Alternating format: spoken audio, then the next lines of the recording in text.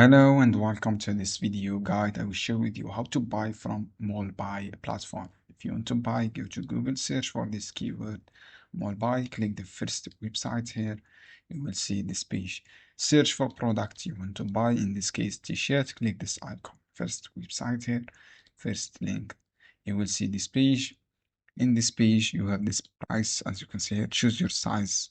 From the size, choose the color you want to buy. In this case, for example, this color, and then choose your quantity, click and understand, click buy now.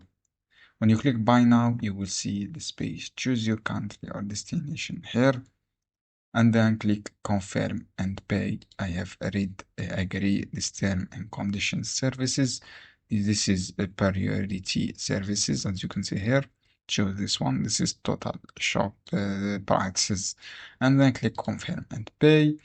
If you have coupon, you can add your coupon. Choose your online payments, Visa or Skrill. Add your Visa details from this one, and then click I have agree and pay payments guideline, and click pay now. Basically, and then select your billing address from the top right corners, and then choose your currency. I hope this guide helpful for you. See you on another video.